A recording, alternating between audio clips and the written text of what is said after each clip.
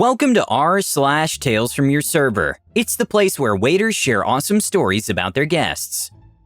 And the first story is a new breed of awful customer. My restaurant has switched over to carry out only due to current events, which hasn't been too horrible for the most part. That is until we started seeing a new weekly customer. Now, it isn't the worst thing we've had to deal with, but after a while it starts to grate on your nerves. A normal interaction with him goes as such. Me, hi, how are you? C, ignores everything. Me, are you picking up? C, nods his head once. Me, what's the name for the order? C, sighs the most long-suffering sigh you ever did hear. Name? Me, alright, your total is amount. And that's usually it. But ever since I had the nerve to remind this customer that they have to wear a mask indoors due to the governor's orders, he's become increasingly snippy and combative. He came in and tried to pay with a $100 bill for a $12 order. When I informed him we don't accept $50 or $100 bills, and even pointed to the prominent sign which said so, he got this stupid smirk on his face.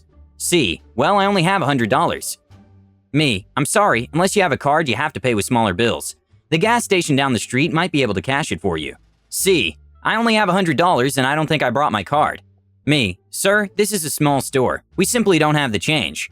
He finally put the stack of bills away and magically had a card. I was stupid to think that'd be the end of it though. 2. He came in and put down 2 rolls of coins, $10 in the form of quarters and $5 in the form of dimes. Once again, he had this smirk on his face like he won a game he created. Little did he know that I'm super petty. I will play someone's game, and I will win it. So I unwrap the coins and start counting them out in front of him. After I'm through with the quarters, I go to pick up the dimes and he interrupts me. C, it's wrapped for 5. You can just put it in and give me the change. Me, I'm sorry, I have to make sure it's all there. We've had trouble with this before. C, oh. So I count out the rest of the change that I needed from the dimes, and instead of giving the dollar bills he probably wanted, I scooped the rest of the dimes up and gave them back. Granted, it was super petty and I shouldn't have done it, but I'm tired of customers coming in like they're God's gift to Earth, just because of the current state of the world. The next story is Tales from a COVID-19 positive server. I've worked in the service industry for 15 years, and I've never experienced something like a pandemic. Getting shut down for 2 months when you work in a cash-in-hand job can be devastating. Added to that, I had just returned from a 6-week unpaid maternity leave after having my son. The restaurant I've worked at for 5 years decided to not do carryouts because it wasn't in their best financial interests. Lucky us. At first, I panicked. I had just built my savings up for my son, and now I was going to watch it disappear. I broke out my credit cards that had just gotten paid off. I hit up my mom for backup just in case I needed it. My boyfriend, also in the industry, did the same as we panicked about what this could mean for our family's financial future. I started applying for assistance, unemployment, local server aids, donations, bar employee funds, etc. I calmed down. I realized unemployment would pay my bills, and what would I be spending money on while being stuck at home for the foreseeable future? I started to enjoy my time off. Our son was now 2.5 months old and was an absolute joy to be around. I got to watch several of his firsts. First time rolling over, first time grabbing at the hanging toys on his play gym, first time he giggled. I landscaped our backyard, started a vegetable garden, and repainted the living room. We got to enjoy him together as a family, something we never got when I worked day shifts and he worked nights. I was actually kind of loving this lockdown. Then I got the call back to work. I was not excited. They basically left us high and dry with a good luck after the shutdown, and now that they've received the PPP loan, we all had to go back to make less money than we made before the shutdown, all while risking our health. I was given the option because of my baby to not come back, but I would most likely not have shifts to come back to once we reopen completely. I had a good thing going at the bar, a great schedule that made great money, and worked out pretty perfectly with my SO schedule. How could I say no? Fast forward to being open to a 50% capacity for almost a month. Customers are peeved they can't do what they want. They wanted to be able to mingle with strangers like they used to. They wanted all the bar stools to be open instead of the 12 or so we had spread out.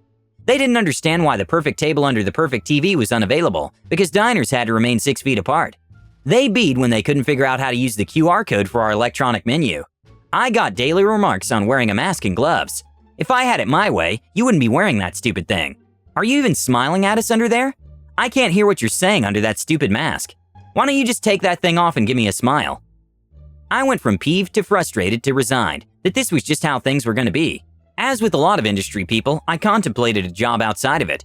Customers came back from this lockdown rude and entitled. Maybe I was different too, after realizing what it's like to not work with people every day. Then, I got coronavirus.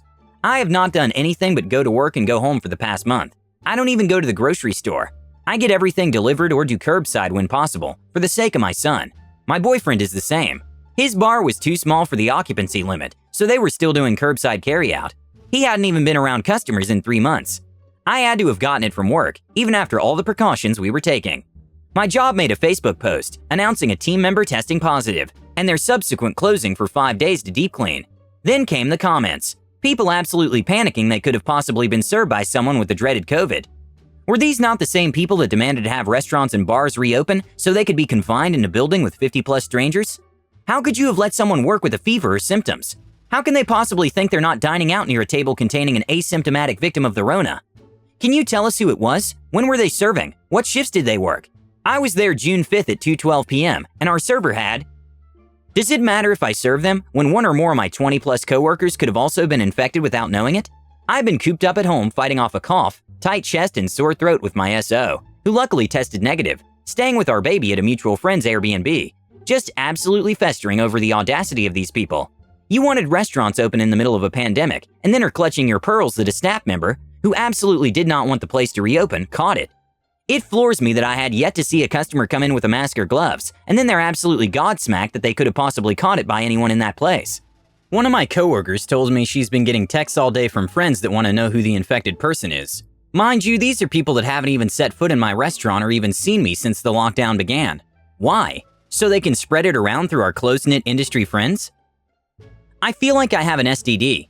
Had to talk to the health department and trace my steps. Had to inform anyone I've come in contact with for more than 10 minutes. I have one of my SO's best friends about to start a full-on physical fight because SO doesn't want friend to tell his family members to get tested since SO stopped by their house 3+ weeks ago. My sister can't work at her job for 2 weeks because she helped watch our son while we were at work. My fellow coworkers are off work, once again unpaid, for the same amount of time because they were exposed to me. This whole thing has made us feel like pariahs. If I had a normal job, I'd be working from home and not risking myself. Why do I have a job where I even feel like I'm risking myself? I'm not an emergency responder or healthcare worker. I'm just a chick that works in a bar. Does anyone else contemplate finding a different occupation? Is it just me that feels this frustrated with our industry? I knew the risks when I signed up for it. I've had injuries where I can't work and haven't been able to make money. I used to love the flexible schedule, the quick and easy money, and being able to have such a social job. I think what makes things different is knowing not only do the customers view us as expendable, I think most of them always have, but our government does too. The third story is, I want to see the manager. I am the manager. Many moons ago, I was duty manager of a restaurant/bistro/bar/beer garden. During food service hours, 6 p.m. to 10 p.m., I would float from area to area and help where needed. This was usually the restaurant section, as it was full table service, whereas the other areas the customer approached to bar or bistro to order and collect their own meals and drinks. The restaurant section was split into an upper, lower, and outdoor section. The lower section only had 3 tables, as there were stairs, and it was a thoroughfare for the outdoor section. The biggest table on that area could seat 6. We usually put larger tables in the upper section, which is illuminated by down lights on tracks. One night a couple comes in and asks for a table of 10. They had no booking, but it was after main dinner rush, so it wasn't a problem. The lady, let's call her Silly B, SB, went to seat herself in the lower section, but I advised her the max seating for that table was a 6. She wanted to move the other tables together, but this would have caused an access issue. I told her she would need to be seated in the upper section. All good so far. Turns out only 5 people in total turned up, so they took it on themselves to move to the lower section. While annoying, it was near the end of the night, so it didn't really matter. The issue arose when it came time to pay. The table before them, while they had paid, had not been closed off the till, so when SB's bill came, it had the previous tables on it as well. Again, easily fixed, as I had access to a printout of the previous table's bill and was able to cross off what was not on their bill. Everyone was happy with this except SB. Me, here we go. After everyone else on your table has paid for their items, we're left with 2 steaks, 4 drinks, and an entree. SB partner, yep, that looks good. SB, can I just say something? Me, sure can. SB, we've had nothing but trouble here tonight. First you refused to seat us where we wanted, and then you placed us under heat lamps. Me, initially we were told that it was to be a table for 10, which we simply cannot fit in the section you wanted, and those are just plain downlights. SB, we had to move ourselves and now you messed up our bill. Me, I accept the last table wasn't closed off, which can be annoying, but we were able to cross off their items from your bill, which leaves only your items, which the rest of your table was happy with. Your partner has agreed these items were yours. SB's partner was trying to drag her away by this stage. SB, no, I'm not happy. Every time I come here, the service is terrible. Me, I'm sorry you feel that way. SB, is there a manager on tonight? Me, yes, I am the manager this evening. SB, are there any other managers? Me, no ma'am, I'm the only manager this evening. SB, do you have day managers? Me, yes, but… Cut off. SB, I want to speak to one of them. Me, they are not available at nighttime, ma'am. SB, why not? I want to speak to them. Me, they work during the day. By this time, the partner is trying to get her to leave and mouthing that he's sorry to us. SB, this is the worst place ever. Every time I come here, there are problems. Me, well ma'am, if that's the case, next time you come out for dinner, I'd advise you to go somewhere else. Look of horror, and she finally leaves. And the last story is… Banned. We are all done with your SH. This takes place in a casino restaurant. There's this one guy who always comes in and then acts out his play without fail. Scene 1. Doesn't effing know what he wants to order and vaguely describes 90% of the menu. Server will then ask him to pick a numbers item. He does so. Scene 2. His food comes out and he claims it's not what he ordered. Proceeds to tell the server they are wrong but still eats it. Scene 3. A portion of the plate is done, but he claims it's the wrong order. Demands to return it and not pay. Sometimes demands manager. Scene 4. His meal is comped or returned and claims he will never come back to this verbatim SHA place. This SH ain't worth my money every time. Comes in every few weeks to perform his play, and at this point, everyone knows his face and has prepared federal-level witness testimonies. My turn to serve him this time, and scenes 1 to 4 ensue, except this time he claims there was a fly in his food. I call BS and demanded to be shown where the fly was. He throws his dirty napkin and utensils into the plate to cover it up. Me, being an irritated brick wall, demanded to be shown where he claimed the body was. He tries to get up and walk out on his bill, but my Border Patrol A calls my manager over, who also knows his SH face, and gets in his way. Again demanding to be shown the fly while putting on the whole, show us so we can comp for the meal for this error on our part. BS for the other guests. He then just throws us his casino comp card, a mode of payment, and walks out saying he's got work in the morning and he was late getting home. He walks out of the restaurant, and I proceed to try charging his card, and to no one's surprise, the SH had $0 on it. My manager calls security, and we're assuming he left the building.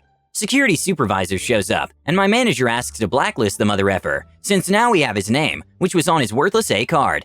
5 minutes later, another security supervisor arrived and asked for testimonies to support all the BS my manager says he's done before. Restaurant staff spilling their SH like they're ratting someone out to the feds. Another guard comes over with the mother effer who is still gambling and not late for work, and holy SH, the now empty restaurant just got turned into a courtroom. Heck, even the casino's manager got involved. I even kept his fly-infected food and autopsied that SH, while saying that a surveillance operator can review footage for any tampering if the mother effer said I removed it. Lord behold, there was no effing fly. Testimonies from the staff began crucifying him, and the jury screams, "Guilty, B." And this time we will actually never see him again, at least in the restaurant. And just to make it sweeter, as he was storming out of the casino for real this time, he screams out SH about, "I'll post this to social media. I'm shutting y'all down." Thank you for watching.